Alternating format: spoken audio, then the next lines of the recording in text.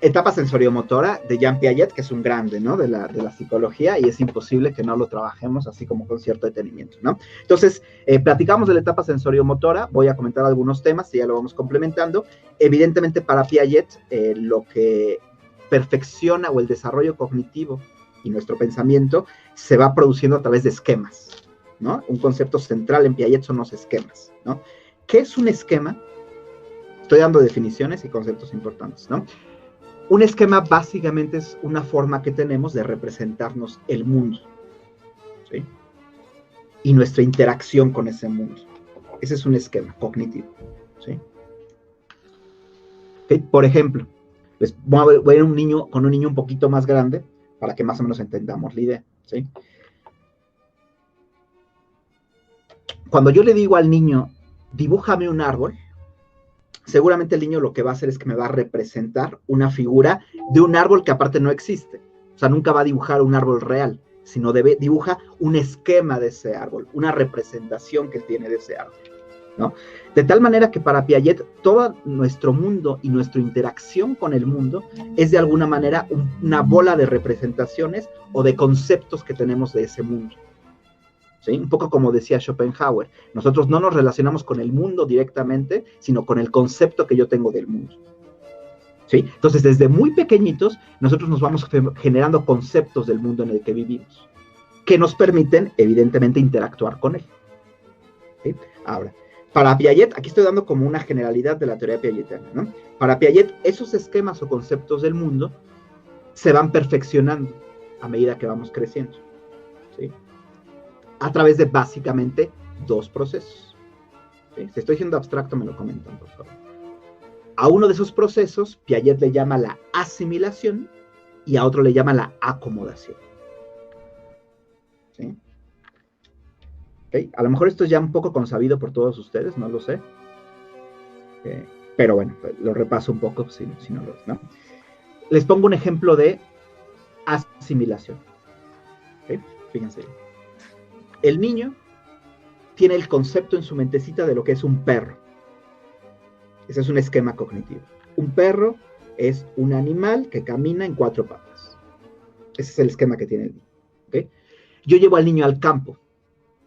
Y cuando en el campo el niño vea a una oveja, ¿qué va a decir que es la oveja? Va a decir que es un perro. Y va a decir, bueno, wow, o lo que sea, ¿no? ¿Por qué? Porque el niño está asimilando la nueva información a su esquema. ¿Entendemos la idea? Está tomando esa nueva información, incluso está deformando la nueva información para ajustarlo a ese esquema. Para el niño, todo animal que camina en 4 patas es un perro. Está asimilando. ¿Sí? ¿Ok? Pero existe un segundo proceso que se llama acomodación. ¿Sí? Cuando el niño dice, ese es un guau guau o ese es un perro, el papá le dice, no, a ver, ese no es un perro, fíjate bien. Fíjate cómo hace B, y fíjate cómo tiene lana, etc. Le va a decir el papá, eso es una oveja. Y entonces, ¿qué va a hacer el niño? El niño va a reacomodar sus esquemas. Y va a decir, ah, claro. Entonces, no se trata de que todos los animales de 4 patas son perros. Hay por lo menos algunos que son perros y otros que son ovejas. Entonces, tiene que reacomodar su concepto del mundo, su esquema del mundo. ¿Sí me estoy explicando? ¿Sí? Bueno, a eso ya Piaget le llama precisamente acomodación. Y justamente lo que nos dice Piaget es que nuestros esquemas cognitivos se van perfeccionando por la vía de la acomodación y de la asimilación. ¿Entendemos la idea hasta acá? ¿Okay? Ahora, ¿cómo funcionan nuestros primeros esquemas cognitivos desde el punto de vista de Jean Piaget? Funcionan justamente de forma sensorio-motor. Sensorio-motor. ¿Ok? Me gustaría preguntarles acá, ¿qué entendemos por sensorio-motor? Yo sé que ustedes más o menos tienen una idea. ¿Qué entendemos por sensorio-motor? Entonces, si bien son abstracciones muy concretas, muy, muy concretas, que están directamente basados en los sentidos y en el movimiento. Directamente. Por eso un niño, permítanme el ejemplo, un niño de 1 año y medio, pues yo no le puedo enseñar cosas muy abstractas, como esto que estamos viendo, porque el niño lo que necesita es experimentar y sentir. ¿Sí? Con ustedes yo me puedo dar el lujo de enseñarles cosas abstractas porque ya no piensan sensoriomotoramente. Si siguieran pensando sensoriomotoramente, sería imposible enseñarles todo esto, porque yo tendría que traerles un bebé y enseñarles los reflejos. ¿Sí me estoy explicando? Sería imposible un curso como este, ¿no? Entonces el niño piensa de manera sensoriomotora. Sus esquemas cognitivos se forman directamente a partir de la interacción activa con el mundo y de los sentidos y del movimiento. ¿Okay? Y Piaget además nos dice que esta etapa sensoriomotora, que va de los 0 a los 2 años, se divide en varias subetapas. Me imagino que sí lo vieron, ¿no? Entonces vamos a revisar las subetapas, ¿no? La primera subetapa, que es la más elemental, ¿sí? Evidentemente los esquemas son súper básicos, ¿ok? De hecho, difícilmente a lo mejor podría llamársele esto esquemas, porque depende exclusivamente de los reflejos, exclusivamente, ¿no? Esta etapa, lo revisamos o lo comentamos, va del momento del nacimiento al primer mes. O sea, dura un mesecito en el que el niño funciona exclusivamente por la vía de los reflejos. Ya a partir del primer mes empieza a funcionar de otra manera, ya de manera más cognitiva. Muy primitivo, pero más cognitivo. ¿Qué entendemos hasta ahí? ¿Okay? Entonces, sí, esta primera etapa, que es el uso de reflejos, es exclusivamente el funcionamiento a través de los reflejos y dura un mesecito, ¿no? Para el primer mes, el niño ya salió de esta etapa, si es un niño que se está desarrollando adecuadamente, ¿no? Entonces vamos a ponerle aquí. Su característica fundamental es que va del nacimiento al primer mes, ¿no? Y funciona exclusivamente por la vía de los reflejos, ¿okay? No hay grandes procesos de pensamiento ahí todavía, ¿no? Hasta que llega al momento de las reacciones circulares primarias, ¿sí? Reacciones circulares primarias, ¿ok? Que va aproximadamente, acuérdense que las etapas siempre en lo que vemos de psicología, en lo que vemos del desarrollo psicológico, son etapas tentativas, no son estrictas, ¿no? Y va del primero al cuarto mes. Además, yo recuerdo que alguna maestra alguna vez me comentó, sí, en mis primeras clases de desarrollo, que el desarrollo es en espiral. O sea, que nunca es lineal, sino que es en espiral, ¿no? Es decir, que nunca vamos a ver un desarrollo progresivo, sino que hay, como decía Marx, un paso para atrás y dos para adelante. Un paso para atrás y dos para adelante, ¿no? Justamente por eso no podemos ver un desarrollo progresivo y también por eso de repente los papás se angustian. Es que ya hacía esto mi niño y lo dejó de hacer. Si nosotros tenemos esta idea de que el desarrollo es en espiral, a lo mejor podemos no angustiarnos tanto porque tenemos la idea de que nunca es un desarrollo lineal. Es imposible que el desarrollo sea completamente lineal. ¿Sí me estoy explicando? ¿Sí? Siempre es en espiral. Como decía Marx, un paso para atrás, dos para adelante, ¿no? Ahora, ¿qué pasa en la etapa? O sea, en esta etapa, a ver, fíjense bien, y aquí lo desarrollamos un poquito también con todo el tema psicodinámico. En esta etapa el niño todavía ni siquiera es capaz de distinguir plenamente entre su propio cuerpo, aunque no suene rarísimo, entre su propio cuerpo y los objetos externos. Todavía no hay una delimitación propia del esquema corporal, ¿sí? Entonces, todavía no distingue propiamente que a lo mejor el biberón no es parte de su cuerpo, todavía no hay un concepto de cuerpo, apenas se está formando el concepto de cuerpo, ¿no?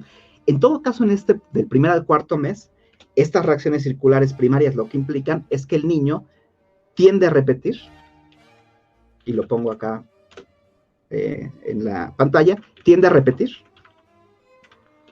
aquello que le provoca placer.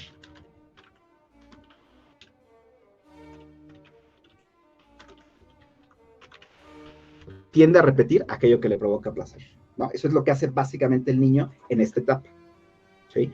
Y así es como se va perfeccionando la inteligencia. Es bien extraño porque nuestra inteligencia se va perfeccionando a través de buscar repetir aquello que me provoca placer, ¿sí? Y evidentemente lo que me provoca placer son acciones vinculadas con objetos, ¿sí? No son exclusivamente acciones ni exclusivamente objetos, sino es la noción de un objeto y la noción de una acción, ¿no? En parte por eso el niño, ¿cuál es la clásica actividad de un niño? A ver, ustedes platíquenme, entre el primer y cuarto mes de un bebecito. Chuparse la mano.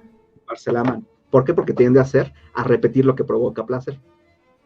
¿Ok? Pero también el niño se va dando cuenta, fíjense, esto es muy importante que lo capten.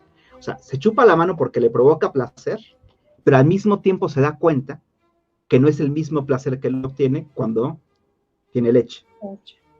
¿Sí me estoy explicando? Entonces ya está distinguiendo entre objeto y sujeto, entre lo que es él y la necesidad que tiene de los objetos también para obtener ese placer. No sé si me estoy explicando, ¿sí? Va siendo muy capital todo esto, ¿no? Entonces, en esta primera etapa es lo que el niño tiende a hacer, las reacciones circulares primarias, le llama Piaget, ¿sí? En las reacciones circulares secundarias, ¿sí? Vamos a hablar más o menos de edades tentativas también, ¿sí? Como siempre son tentativas, van del cuarto al 10º mes, aproximadamente, más o menos. ¿Sí? ¿Ok? Justamente en esta etapa es cuando el niño ya empieza a captar la noción de objeto. ¿Sí? Ya empieza en las primarias, todavía no captaba la noción de objeto. Todo era cuerpo y todo era una mezcla entre objetos y cuerpo. Ya para esta etapa el niño empieza a captar la noción de objeto, ¿sí? Y entonces empieza a tratar de igual repetir acciones que le generan placer, pero ya distinguiendo que hay objetos que son agradables y otros objetos que son desagradables, ¿sí? Hay algo muy importante que se desarrolla en esta etapa, ¿sí? Muy, muy importante. No sé si alguien lo ubique, seguramente sí. Claro, que en esta etapa todavía la que estamos hablando, todavía no hay permanencia de objetos. Entre los 4 y 10º mes, yo todavía puedo jugar picabú con el niño y el niño todavía se sorprende, ¿no? ¿Sí? Por eso el niño, a ver, entendamos, por eso el niño cuando la mamá se va, el niño realmente piensa que la mamá desapareció. ¿Entendemos la idea? O sea, el niño no piensa que va a regresar, no tiene esa posibilidad de pensar que va a regresar. Para el niño lo que no ve, desaparece.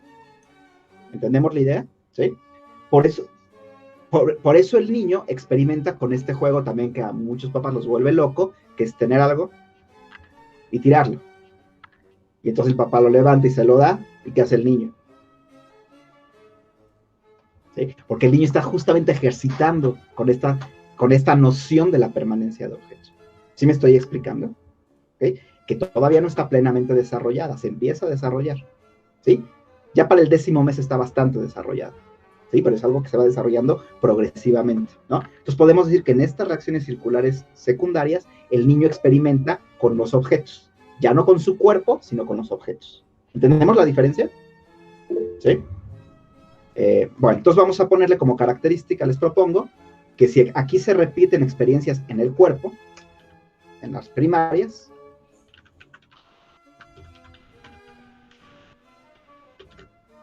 aquí se repiten o se experimenta con los objetos, ¿sí? Y eso le permite al niño más o menos ir entendiendo las propiedades del mundo material que lo rodea. O sea, yo sé que suena súper extraño, pero a ver, digan ustedes cómo demonios sabe un niño que no puede poner dos cosas en el mismo lugar. Para ustedes es totalmente lógico, para mí también, pero ¿cómo un niño lo aprende? Tiene que experimentarlo, ¿sí me estoy explicando? ¿Sí? Y tiene que experimentar con la permanencia de objetos, y tiene que experimentar con el peso de los objetos. O sea, ¿cómo sabe un niño que cuando suelta algo se cae? A nosotros nos parece de lógica, ¿no? Pero el niño tiene que experimentarlo, tiene que ir entendiendo las propiedades del mundo material que lo rodean, para hacerse un concepto de eso, ¿sí? Cuando tengan los que van a hacer clínica, y a lo mejor clínica psiquiátrica o clínica de psicopatología más fuerte, se van a dar cuenta que en la psicosis eso se pierde. Entonces, en la psicosis, perfectamente una persona puede decir, es que está el alma de mi mamá dentro de mí. ¿Entendemos la idea? Es decir, estoy ubicando el mismo Real. O yo estoy aquí y también estoy allá. ¿Entendemos la idea? ¿Por qué? Porque podemos pensar que en la psicosis muy profunda, la esquizofrenia muy profunda, se regresa cognitivamente a una etapa donde no se entiende la naturaleza del mundo material que nos rodea. ¿Sí me estoy explicando? Inclusive del tiempo. ¿Sí? Porque en esta etapa es cuando empezamos a entender la naturaleza del discurrir del tiempo. ¿Sí me estoy explicando? ¿Sí? La empezamos a entender, empezamos así como empezamos. ¿Sí? Todavía falta ponerle el lenguaje, porque es súper común que los niños digan, ayer va a venir Santa Claus, ¿no? Porque pueden entender la naturaleza del tiempo, pero aún no pueden ponerle palabras, ¿no? Entonces, todo eso se empieza a aprender desde estas etapas, ¿no? Entonces, imagínense, nada más quiero que piensen en lo siguiente, ¿qué pasa si el niño vive en un ambiente muy desorganizado, ¿sí? Donde la estimulación no es la adecuada, hay una confusión, un caos en los objetos, mamá sí se va y no regresa, tire el objeto y nadie se lo da. ¿Sí me estoy explicando? Entonces, realmente, cognitivamente, el niño no tiene la posibilidad de empezar a entender o comprender cómo es la naturaleza material del mundo que lo rodea. Sí, por eso la esquizofrenia y la psicosis se empiezan a gestar desde esa etapa, ¿sí? Desde esos periodos tan primitivos, ¿no? Bueno, ¿vamos bien hasta acá? ¿Okay? Vamos con el siguiente momento, que es la coordinación, así la llaman Piaget, coordinación de esquemas secundarios. Coordinación de esquemas secundarios, que más o menos podemos pensar que va de los 10 a los 12 meses, es un periodo muy cortito según Piaget, ¿sí? Otra vez siempre respetando la idea de que las edades no son estrictas, sino más bien aproximadas, ¿no? Okay. No sé si alguien ubicó de qué trata esta etapa de la combinación de esquemas secundarios, porque aquí empieza a pasar algo muy interesante. Bueno, todos son interesantes, pero se introduce algo nuevo. ¿Alguien ubica? Ok, entonces empieza justamente la construcción de secuencias espaciotemporales en la mente del niño, ¿no? Y también, muy importante, empieza ya a calcular el niño que el otro, o sea, mamá o el otro, tiene una motivación propia. No sé si me estoy explicando. O sea, cómo el niño de repente se da cuenta que si yo tiro, la sonaja se cae, pero si yo le llamo a mi mamá no siempre viene. Yo sé que para ustedes suena como, es lógica. No, no es lógica. El niño no tiene la posibilidad de saber que uno es un humano, que tiene una subjetividad, y el otro es un objeto. Lo tiene que ir aprendiendo, ¿sí? Y la única manera de comprobarlo es precisamente esta. Cuando yo hago algo con un objeto, pasa lo mismo. Y cuando yo hago algo con una persona, no siempre pasa lo mismo. ¿Entendemos la idea? ¿Sí? Eso justamente da la coordinación de esquemas secundarios y la posibilidad de anticipar, ¿no? Porque justo cuando el niño se da el lujo de tratar a los papás como objetos, es porque los papás reaccionan como objetos. ¿Sí entendemos la idea? Wow, esa explicación. ¿Sí, claro. Cuando el niño se porta como ese niño monárquico que dice un autor, es justamente porque los papás reaccionan como objetos. Entonces, ¿cómo el niño va a atribuir cierta subjetividad ahí? Por supuesto que el niño después no es tonto, el niño después se da cuenta que pues, no son objetos, pero ese no es el tema es lo primero que se le metió en la cabecita al niño, porque eso es lo que va a determinar todo el resto de, ¿sí? Entonces el niño se puede frustrar después, porque hace porque antes sí hacía lo que yo quería, y antes actuaba como objeto, y luego ya no actúa como objeto. No sé si me estoy explicando. Por supuesto. ¿Ok? Entonces, en esa coordinación de esquemas secundarios, sí, como bien dice Cintia, está presente el tema lo voy a poner acá, de la anticipación, donde entonces también se empiezan a entender las relaciones causa y efecto, ¿sí? Que pueden llevar a muchos errores las relaciones causa-efecto, además, ¿sí? Y el tema de ir distinguiendo entre el mundo material y el mundo humano. No sé si tenemos la idea. O sea, se empieza hasta acá todo era objeto. Aquí se empieza a distinguir el mundo material del mundo humano, muy primitivamente, pero se empieza a distinguir. ¿Sí? Cuestión súper fundamental, ¿no? Entonces lo voy a poner.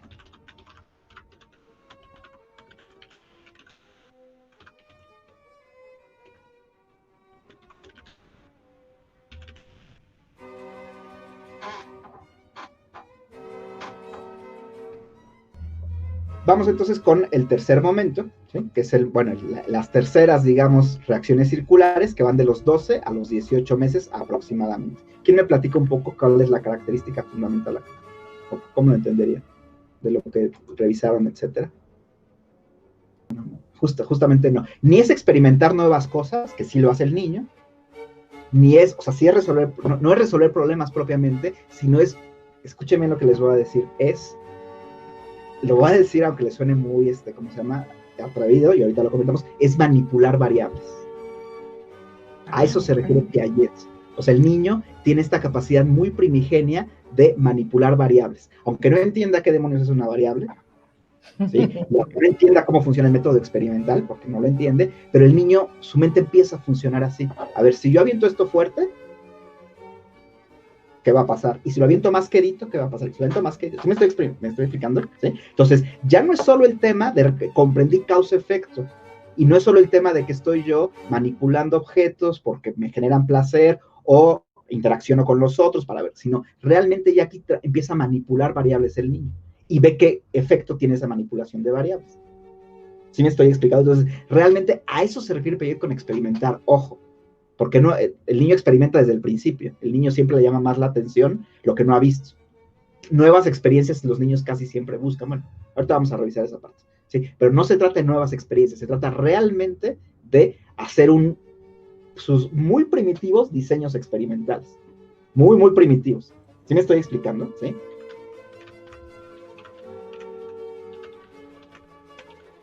¿Sí?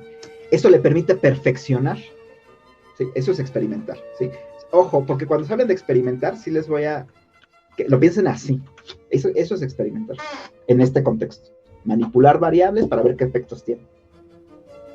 Por eso el niño puede hacer una y otra vez lo mismo y pide que le narren una y otra vez el mismo cuento. ¿Sí me estoy explicando? ¿Sí? Porque el niño está viendo qué pasa, cuál es el vínculo estricto entre la magnitud de una variable y su efecto sobre otra. ¿Sí? Después, desafortunadamente, muchos perdemos esa habilidad, pero el niño sí que la tiene a ese edad. ¿Sí? Entonces sería ahí, el método de investigación sería su estudio experimental. Es como experimentar, pero sí, experimentar en ese sentido. Sí, exactamente, exactamente. Sí. Ok. Obviamente con lo que tiene a su alrededor, digo, no va a plantear un experimento Ah, a no, nivel de sí, Schrödinger, claro. Sí, sí, con lo que sí. tiene a su alrededor, no, con lo que tiene a su alrededor. ¿Sí? Porque otra vez, o sea, ¿cómo un niño va a saber que imprimiéndole más fuerza a esto va a llegar más lejos? O sea, nosotros lo sabemos, todos lo tenemos, pero ¿cómo el niño lo sabe? El niño únicamente, la única forma en que pudo obtener esa noción fue experimentando. Y fue haciéndolo una vez de una forma y otra vez de otra y otra vez de otra. ¿Sí me estoy explicando? ¿Sí? O como el niño conoce estas relaciones causa-efecto tan sutiles que existen en el mundo de la naturaleza, solo experimentando. Y estamos diciendo que lo hace entre los 2 y los 18 meses. ¿Sí? O sea, en esta etapa, el niño tiene que entender, no sé si entender, pero por lo menos tener una noción bastante clara de cómo funciona el mundo material. ¿Sí? Y aparte, como hablamos la primera clase, es un periodo crítico. Si el niño no desarrolla en esta etapa tan primigenia la noción de cómo funciona el mundo material, probablemente es algo que ya no va a captar después. ¿Sí?